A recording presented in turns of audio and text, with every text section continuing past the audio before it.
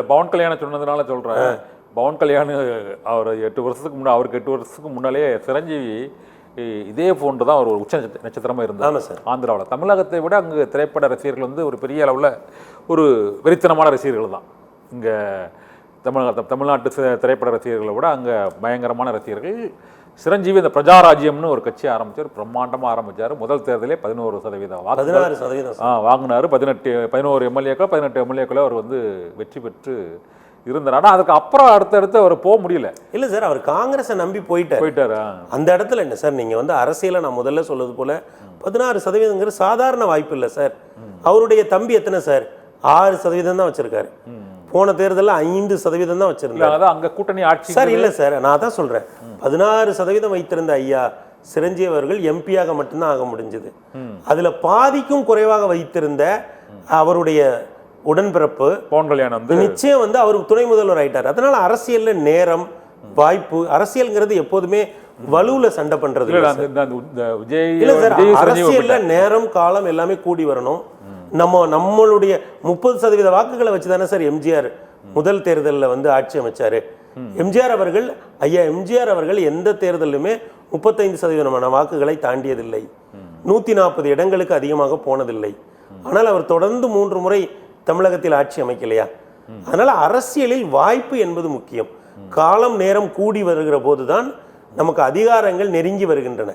அதனால் அந்த வகையில் ஒருவரை இன்னொருவருடன் ஒப்பிடுவதோ ஒரு தேர்தலை இன்னொரு தேர்தலுடன் ஒப்பிடுவதோ சரியாக இருக்காது. ஆனால் இந்த தேர்தலை பகுத்து பார்க்கிற பொழுது இந்த கூறுகள் இருக்கிறது.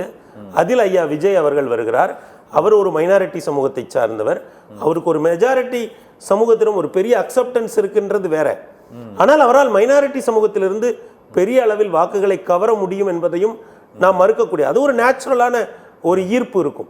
அது எல்லாமே சேர்ந்து தான் இந்த தேர்தலில் வந்து நீங்கள் ஆரம்பத்தில் சொன்னதை போல ஏன் திராவிட முன்னேற்ற கழக கூட்டணிக்குள்ளும் அனைத்து இந்திய அண்ணா திராவிட முன்னேற்ற கழக கூட்டணி கட்சிகளுக்குள்ளும் இவ்வளவு சலசலப்பு இருக்கிறது. தலைவர்களை பார்க்கிற போதெல்லாம் ஒன்றை கேட்கிறார்கள், நீங்க கூட்டணி ஆட்சி தருவீங்களா, கூட்டணி ஆட்சியில இடந்த இதை வந்து முதல்ல தமிழ்நாடு அரசியல் களத்தில் சொன்னது யாரு? ஐயா விஜய் சொன்னாரா? அது கூட்டணியில நாங்க இடம் தருவோம்னு சொன்ன பிறகுதான் அவர் முதலமைச்சர் கேண்டிடேட்டாவே அறிவிக்கப்பட்டார். ஆனால் 4.5 ஆண்டு காலம் முதலமைச்சராக இருந்த ஐயா எடப்பாடியார் அவர்களிடமும் இன்றைக்கு ஏறக்குறைய 4.5 ஆண்டுகளை நிறைவு செய்ய போகிற ஐயா ஸ்டாலின் அவர்களிடமும் என்ன கேட்குறாங்க? கூட்டணிக்கு நீங்க இடம் கொடுப்பீங்களா, கூட்டணி ஆட்சியா இருக்குமா, உங்க கட்சிகள்லாம் இப்படி பேசுத அப்படின்னா இதுக்கான ட்ரிகர் பாயிண்ட் எது? தாவேகா. நான் அந்த புள்ளியிலே இருந்து கொண்டு ட்ரிகர் பாயிண்ட் தாவேகா நீங்க சொல்றீங்க கூட்டணி அரசுன்னு. ஆனா இங்க அதிமுகவுக்கு ட்ரிகர் பாயிண்ட் வந்து அமித்ஷா தான். அவர் தான் சொல்லிட்டு இருக்காரு. அங்க போறது வேற ஒரு சிக்கல் என்னன்னா, அங்க அவர் என்ன சொல்கிறார் என்றால் அது என்டிஏ அரசாக இருக்குமா அஇஅதிமுக அரசாக இருக்குமாங்கிற அந்த சிக்கலுக்குள்ள போகுது. அதனால ஐயா எடப்பாடி திரும்ப என்ன சொல்றாரு, நாங்க வந்து தனிப்பெரும்பான்மையுடன் நேற்று 2 நாட்களுக்கு முன்னால் கடலூர் பிரஸ் மீட்ல அவர் ரொம்ப தெளிவா சொல்லிட்டாரு,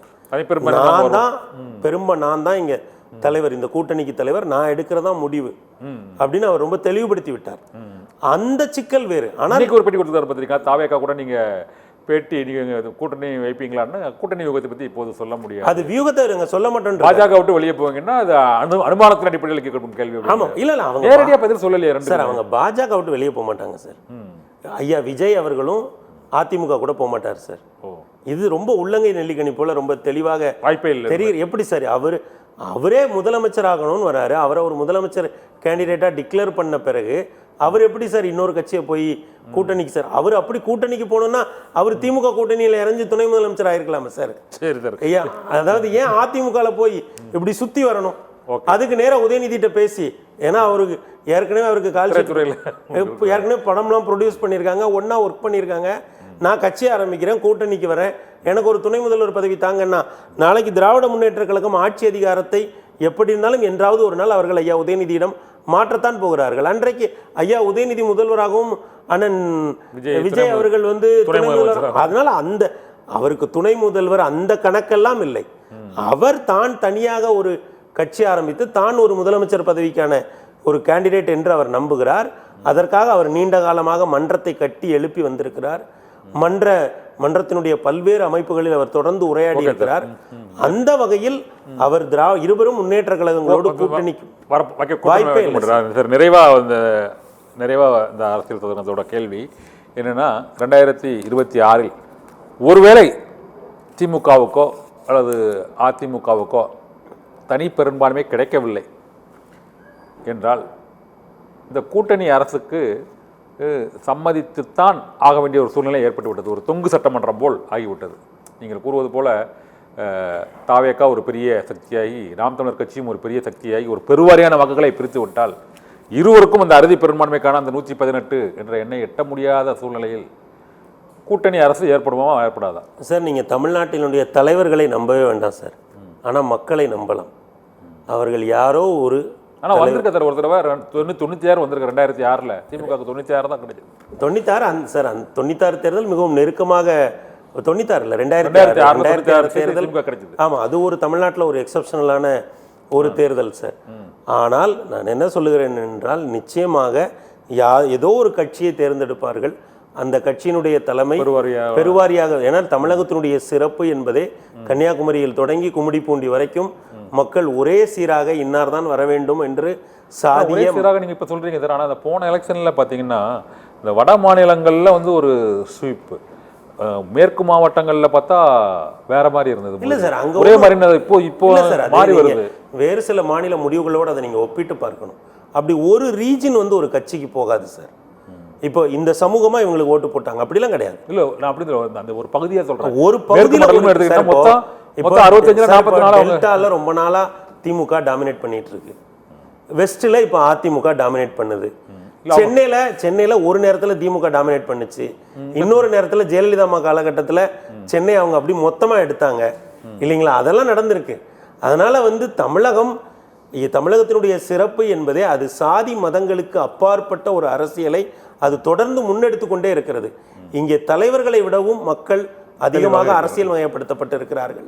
அதனால் உண்மையை சொல்ல போனால் வேறு மாநிலங்களில் கூட அந்த மாநில மக்களுக்காக தலைவர்கள் பாடுபடுகிறார்கள். ஆனால் இங்கே மக்கள் தலைவர்களை மிகவும் கம்ஃபர்டபுளாக வைத்திருக்கிறார்கள்.